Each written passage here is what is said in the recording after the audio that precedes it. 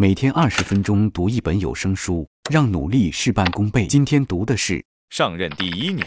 俗话说不想当将军的士兵不是好士兵。在职场上呢，这句话可能就变成了不想当领导的员工不是好员工了。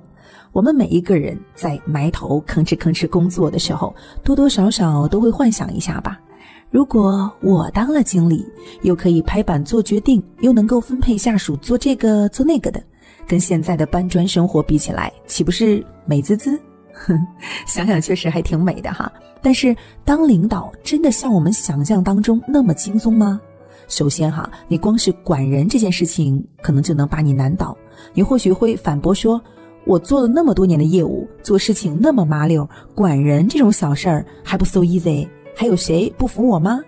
这还真的不一定，没有人能够保证一个好员工就一定会是一个好经理。就拿我的好朋友来说吧，他是乐队的首席小提琴手，可以完美的演奏任何曲子。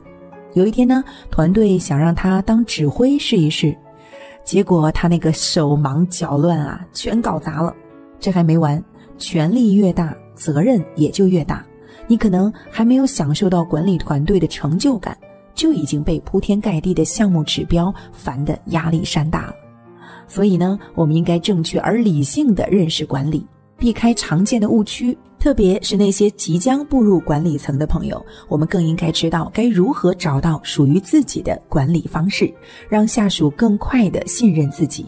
还有怎样平衡下属的工作分配与利益，怎样打造高效团队，掌握上任第1年的重要资源。本书作者琳达·希尔是哈佛大学商学院组织行为学领域的教授，他指导了哈佛管理导师项目当中的很多研究主题，包括领导与激励、授权、绩效评估各个方面。许多像 GE、IBM 这样的大公司都采纳了他的研究成果。而且呢，他在 TED 上关于管理集体创造力的演讲也是大受欢迎。那在这本书里呢，琳达·希尔呢，根据19位经理在上任第1年的成功和失败经历，总结出新官上任应该怎样当好管理者，以解决我们上面提到的那些问题。相信你听完这本书，至少会明白下面的3个问题吧。第一，为什么说我们往往对于经理这个角色有3大误解呢？第二，如何打造一个高效的团队？第三，有哪些资源是上任第1年必须要掌握的呢？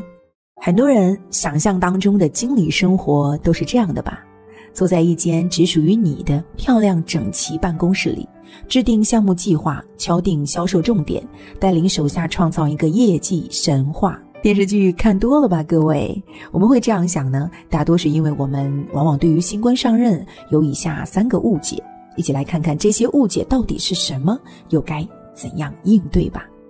误解1，新经理呢，只要管好业务就行了。很多经理新上任的时候，总想着把团队的业绩带到一个新的高度，这当然很重要，甚至是大老板们最关心的。但是作为团队的头，在带领下属冲击业绩的时候，你需要操心的事情还有很多很多呢。所谓兵马未动，粮草先行，财务可能就会卡在第1关，挥起大刀把你的预算砍掉。这个时候你就需要各种沟通了，动用你的3寸不烂之舌，你才能够拿到充足的经费啊。接着 HR 又来一通电话，让你马上敲定一个岗位是从内部选拔还是外部招聘。这个时候你就得赶紧梳理团队的人员情况，做出决策。你看，在成为经理以后，要考虑面对这些来自于财务、人力、产品、市场等等各方面的杂事儿，你能招架得住吗？误解2，经理呢需要主动帮业务人员解决问题。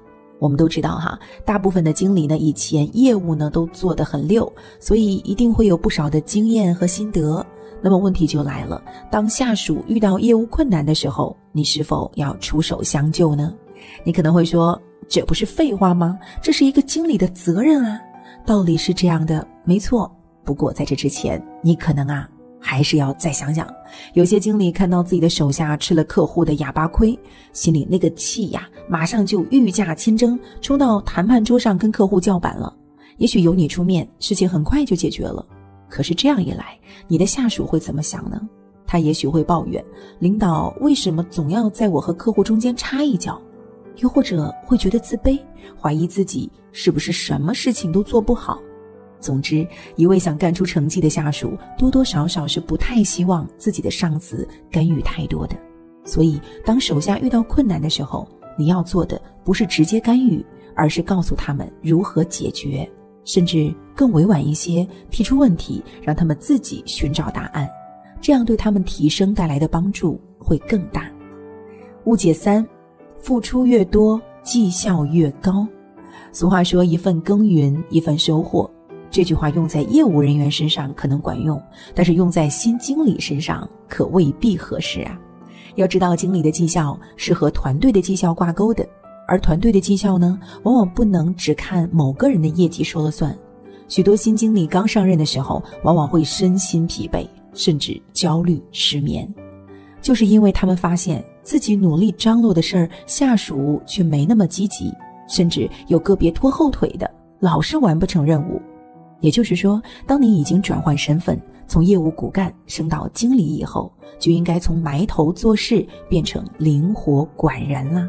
当你看到下属办事情遇到困难的时候，最好的办法不是直接去帮他，而是提出问题，引导他通过自己的力量去解决。要是看到团队成员不那么努力，也要调整好心态，避免因为过度焦虑，在还没有开始发力前就先搞垮了自己的身体。为了更好地做出成绩，这个时候的我们应该怎么做呢？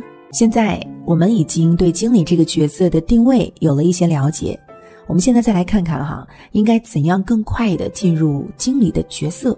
这就需要我们重新认识自己，找到属于自己的管理方式了。第一，每隔一段时间复盘一下你过去做的决定。在本书作者跟踪调研的众多人中，在刚成为经理的那一年，他们除了把自己知道的管理知识和技巧用上以外，还会不停地复盘自己做过的那些事情，小到表扬下属后得到了什么反馈，大到调整活动主题后收到了什么样的评价。别小看这样的做法，这些反馈和评价其实都在帮助他们提高管理能力。而且呢，在这个过程当中，他们会慢慢地找回自信，不再像刚刚上任的时候那样的焦头烂额到自我怀疑了。有位新经理就说当他看到下属在自己的指导下学会金融管理后，就像一个妈妈看到孩子会走路了那样的自豪。怎么样？听到这儿，你也来试试吧。第二呢，要发现和接受自己的另外一面。当你还只是一个业务骨干的时候，只有你的上司可以评价你的工作。当你成为经理之后，你的每一个下属都会不停地给你反馈意见，你的一举一动更是处在大家有意无意的注视中。这个时候，即使你曾经在自己的业务领域成就突出，也不得不正面对待，对意见有所取舍，承认自己还有很多的不足。要知道，每个人在进入新岗位的时候，有些事情做不好并不奇怪，不妨把这看作是一种磨砺，努力提升自己，克服短板。那第三，你应该创造一套属于自己的管理方法。本书作者发现，在新经理人回忆过去的决定和接受下属的建议这个过程当中，每个人有一套自己的管理方法和风格是非常必要的。这当然是在实践当中一步一步摸索出来的。比如说，有的经理呢会发现自己特别会和情绪不稳定的人打交道，因为他们很敏感，能够马上捕捉到对方的情绪。而有的经理会发现自己特别擅长处理突发情况，这个时候他们就会开始扬长避短，通过新一轮的学习，慢慢成为一名真正的管理者了。坦白说，在上任的第一年，你可能要面对很大的压力和很多坏情绪，过程很痛苦。不过相信你突破自己之后，就能够进入下一个新的阶段。接下来我们来聊一聊怎样处理让许多人头疼的人际关系。在说这节之前，咱们呢要先想一个问题：古代新皇登基的时候往往要大赦天下，而将军上任也会有立军威这一说，这是为什么呢？答案其实很简单，就是要树立自己的权威，扩大影响力嘛。新经理也是一样的道理，这影响力呢不单单是你的位置给你的，既然是管理，当然得先从和下属打交道入手。那具体怎么做呢？第一呢，你要获取下属的信任。信任多重要啊！我们有了什么苦恼呢，就想找朋友吐槽，有了困难第一时间想到家人，这些都是信任关系的一种体现。刚上任的时候，我们迫不及待的想要下属接纳自己，于是请下属吃饭，带他们出去玩。等等哈，这不是在交朋友吗？此处我可是要敲黑板提醒你注意了啊！培养下属对你的信任，可不意味着和他们做朋友，因为管理虽然需要依靠下属，但是这毕竟是职场啊，各位，你们之间的关系首先是上下级的同事关系。赢得下属的信任，关键是你要让下属感觉到你愿意在他们身上花时间和资源。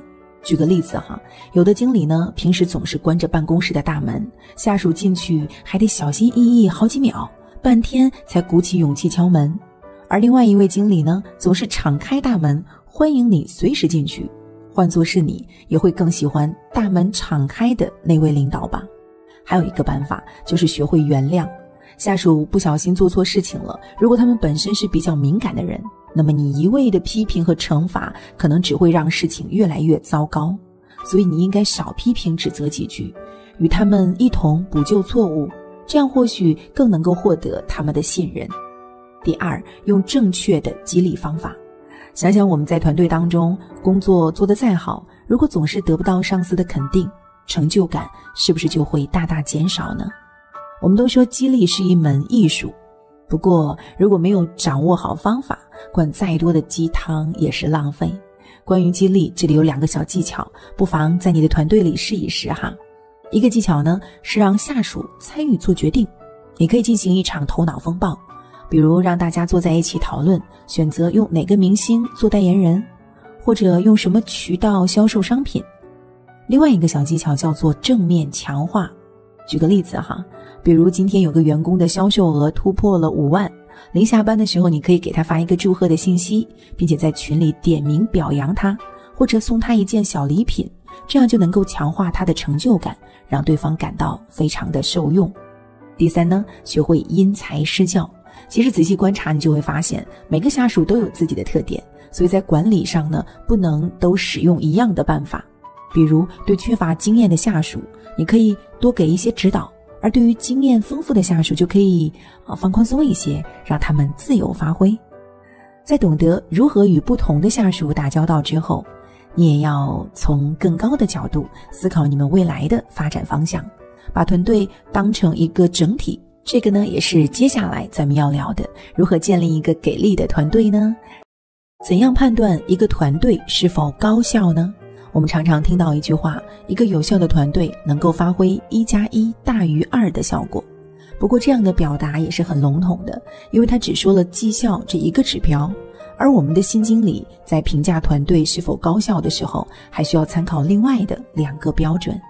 第一个标准是团队成员的满足感，这个标准包括的东西可多了，比如说薪酬是否体现了他们的价值啊，氛围是否让他们觉得舒服呀，有没有学习的机会呀等等。第二个标准叫做团队的竞争氛围，团队除了相互帮助一致对外以外，在内部的成员之间也是存在竞争关系的。合理的竞争当然能够催人进步，那反过来呢，如果竞争激烈到针锋相对的时候，会发生什么呢？这个时候大家都会藏着掖着，不分享自己的信息和经验，团队呢也会陷入窝里斗，从而失去竞争力。这个时候你作为经理就需要敏感地意识到这个问题，及时地调整你们团队竞争的氛围。在了解什么是有效团队以后，我们应该怎样打造一支高效的团队呢？在这儿呢，我给大家介绍3个步骤哈。第一步，了解团队所需要的类型，为项目挑选合适成员。应该怎么划分团队类型呢？在这儿呢，给大家介绍3种类型的团队：棒球型团队、足球型团队和双网球型团队。大家可以想象一下这3种球类比赛哈。棒球比赛，团队里每一个人都很少离开他们的位置，也就是说每个人都负责一项工作。在这样各司其职的团队当中，大家可以在各自的岗位上把自己的长处发挥到极致。与棒球比赛完全不一样的是网球双打比赛，成员没有固定位置，而且还要根据比赛和队友做出及时调整，这就要求团队具有较高的灵活性，要求团队成员能力较高，并且能够互相信任。而很多经理呢，会努力把自己的团队变成足球型团队。那这种团队呢，是介于上面提到这两种之间，也就是说，团队成员既拥有相对固定的位置，也需要和其他的同事配合来完成工作。经理们可以根据实际的工作开展需要来确定一个项目的团队类型，确定以后呢，接下来要做的就是选人了。应该这么理解哈，没有最优秀的员工，只有最合适的队友。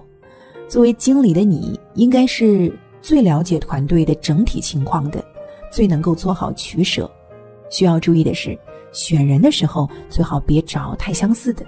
你想哈，如果这两个人技能点很相近，这样就没有附加价值，就会造成浪费。不过呢，也不能够完全不同，因为人们还是比较喜欢和自己能有共鸣的人相处的。但是你要记住一点，千万别选那些太以自我为中心的人，就算他们能力再强，在团队协作当中往往会成为一大灾难。第二步，建设团队文化。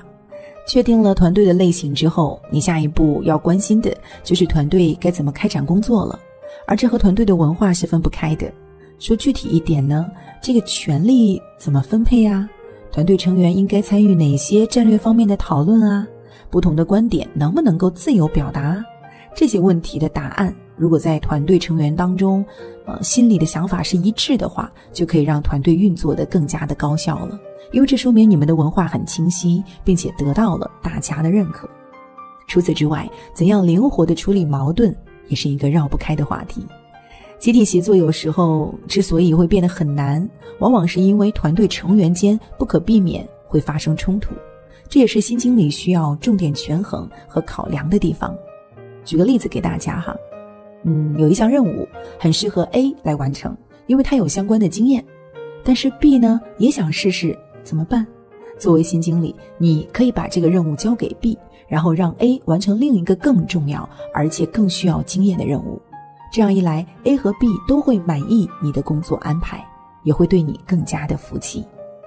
第三步就是要保持终生学习的习惯。管理也是一门不断发展的学科。你想哈，管理70后、80后和90后的方法能一样吗？作为新经理，即使克服了上任时候的种种困难，也要不断地发展自己的才能，从经验当中学习如何更好地领导大家。好了，说完这些，是时候聊一聊上任第1年，经理都需要掌握哪些重要资源了。我们前面提到，新经理上任的时候呢，需要面对这样那样的挑战，一不小心可能屁股没坐热就被别人拉下来了。不过这也不是说新官上任就只能够孤立无援哈。作者给我们总结了3点需要掌握的资源。资源1，你的职业经历，也就是你在以前做业务的时候累积的经验。那个时候你可能想不到，这些经验在你有朝一日成为领导的时候可大有帮助。一方面，这些专业知识还有技能会让你信心满满，起码每一次下属向你提出问题的时候，你不用担心答不上来。另一方面，这些经验也能够让你看到团队整体方向或者业务上存在什么问题。资源2，人脉。在中国这样一个关系社会里，这一点可是相当的重要。作者发现，当新经理刚上任的时候，身上或多或少都会有以前领导的影子。如果他们在不同的领导手下干过活，还能够灵活地把他们的画风融合在一起。不过呢，你可能想不到，对于新经理来说，最重要的人脉并不是他们的上级，而是他们的同级，也就是其他的经理。很多时候，新经理向别的经理提问，渴望的不是答案，而是看待问题的方式。比如说，经理 A 对经理 B 说，你确定要给他奖励吗？他们会讨论奖励对于这个员工来说意味着什么，其他没有得到奖励的人会怎么看，是否应该现在就给奖励，能不能达到长期的激励作用等等。对于这些问题的讨论和思考，可以让你上任之后更快地进入角色，养成新的思维方式。还有向其他经理寻求帮助，不但能够解难，还能够排忧啊。你可以想象一下哈，你不会对你的领导或者下属说，哎呀，我今天又做了一件特别蠢的事情，这样的话吧。找同级的经理互相吐槽一下，心里是不是就舒服多了呢？资源3，参加正规培训。虽然你可以在实践的过程当中边做边学，积累管理经验，不过作者认为正规的培训能够帮助新上任的经理对于公司的管理文化有更加深入的了解，还能够掌握更多行业最新趋势的资讯。好了，这一本上任第1年就跟大家分享到这里了。还记得主要讲了哪些方面的知识吗？各位一起来梳理一下哈。首先是对经理这个职位的3大误解，其次呢是通过3个技巧快速的进入经理的角色，然后我们又讲了如何跟下属打交道，赢得他们的信任，以及怎样带出一个高效的团队。最后我们还谈到上任第1年经理应该掌握的3个重要资源，你过往的职业经验、人脉资源以及参加正规的培训。我相信不管你是职场的菜鸟还是一个小领导，以上的知识与技巧都是还挺实用的。